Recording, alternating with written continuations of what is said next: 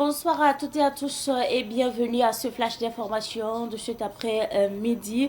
Procès assassinant de l'ex-ministre Viviane Compaoré. À la barre, l'accusé Yannick Bougma a expliqué les ressentiments qu'il dit nourrir à l'égard de la victime. L'ex-ministre Viviane Yolande Compaoré, qu'il est accusé d'avoir assassiné le 10 janvier 2026. Il a notamment évoqué un premier incident au cours duquel il affirme avoir été accusé de vol. Il a affirmé, je cite, « J'ai été accusé d'avoir pris son téléphone portable dans son véhicule, mais comme c'était la première fois, je n'ai rien dit », a-t-il déclaré devant la chambre criminelle du tribunal de grande instance Ouaga 2. Poursuivant donc ses explications, l'accusé a soutenu que cet épisode aurait marqué un tournant dans sa vie. Il a affirmé, je cite, « Ma vie a été transformée en question de délinquance. Elle s'est mêlée de mes affaires et de mon travail et c'est ça qui a fait que je n'ai pas réussi dans la vie. » Fin de citation. Le procès se poursuit. Pendant ce temps, le ministre de la Santé, Robert Kargougou, a présidé ce matin la cérémonie de la première session ordinaire 2026 du cadre sectoriel de dialogue santé à Ouagadougou. La rencontre s'est tenue en présence du ministre de l'Enseignement supérieur, de la Recherche et de l'Innovation, le professeur Adjima Tiombiano. Le secteur de la santé burkinabé marque ainsi une étape importante dans l'évaluation de ses performances et la planification de ses actions futures.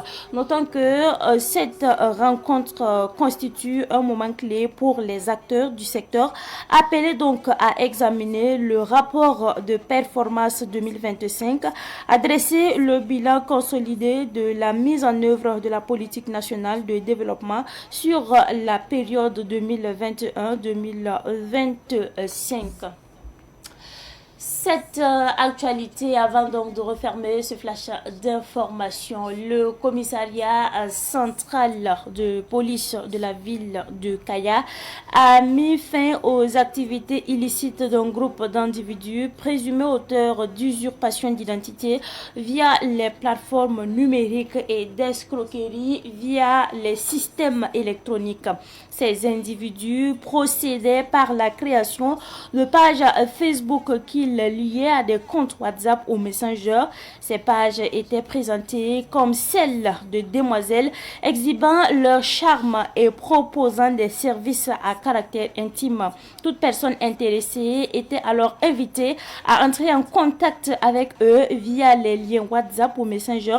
Ainsi commençaient les manœuvres pour extorquer les fonds de leurs clients. Lorsqu'une personne les contactait, il lui proposait plusieurs photos de filles disponibles et celle-ci était donc invitée à faire son choix. Une fois le choix opéré, le client ne pouvait entrer en contact avec la fille qu'après paiement d'une certaine somme, frais de mise en contact via un transfert mobile money, et l'argent était systématiquement retiré du compte ou retransféré en tout cas vers un autre compte mobile. La police invite donc les citoyens à dénoncer tout cas suspect. Et c'est justement avec cette actualité que prend fait ce Flash Info. Merci à vous pour votre constante fidélité. Quant à moi, je vous retrouve à 18h45 pour la grande édition du soir. On se dit bonsoir et à très bientôt.